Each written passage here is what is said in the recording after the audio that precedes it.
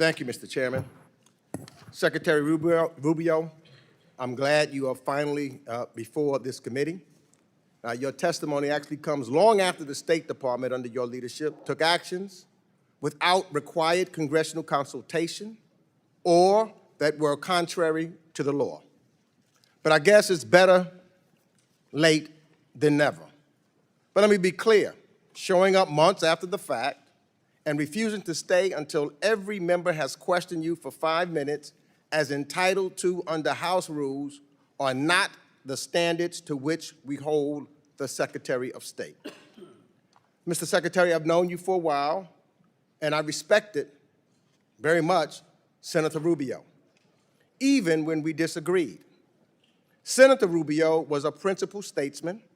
Secretary Rubio, however, as we've seen in the past few months, is something different entirely. As a senator, you spoke often and forcefully about the dangers of executive overreach.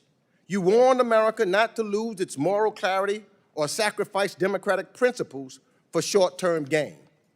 Senator Rubio recognized that we cannot allow the executive branch to unilaterally determine the direction of the United States foreign policy without accountability to Congress.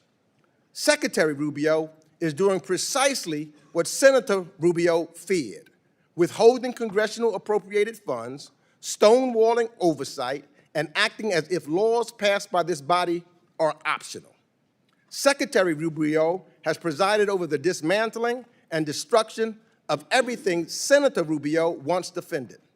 So although you may be the Secretary of State, the acting head of USAID, the National Security Advisor, the Archivist of America, the empire you have stumbled upon is not one of influence, sir. It is a kingdom of ash.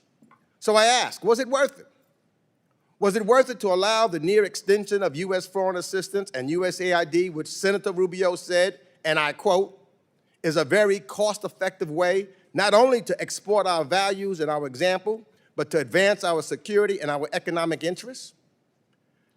And lie is exactly what this administration has done again and again. Each time Elon Musk and his department of arsonists brag and mislead the American public about massively inflated savings or lie about the programs they have cut and their purpose, they're not telling you about the food that rotted on the shelves while people went hungry, or the medicine that was undistributed to children needlessly suffering, or the trust that was lost by your actions. But I believe you know better, because you've said as much, and yet here we are. In 2022, Senator Rubio warned about the urgent and growing threat posed by China and called for a fully funded State Department and USAID. Senator Rubio wrote that soft power tools and alliances were vital to our national security. And today, Secretary Rubio is here to defend an 84% cut of the foreign affairs budget. How does hollowing out our State Department and dismantling USAID help us compete with China? How does the America Alone budget project American strength? On human rights, the contrast is even starker. Senator Rubio built his political brand on the cause of freedom and dignity. You condemned autocrats in Caracas, Havana, and Beijing for silencing dissent. But Secretary Rubio, he looks the other way when strongmen commit similar abuses. Secretary Rubio even defied a Supreme Court order to facilitate the return of a wrongly detained spouse of an American citizen.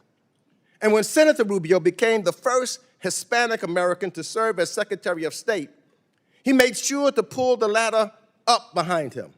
In the name of dismantling efforts to making hiring and promotion fair, as you call it, wokeness, you have unlawfully dismantled programs designed to address decades of historical exclusion. These are not political experiments. They were congressionally supported efforts rooted in bipartisan recognition that our diplomatic corps must reflect the diversity and the strength of the nation it represents abroad.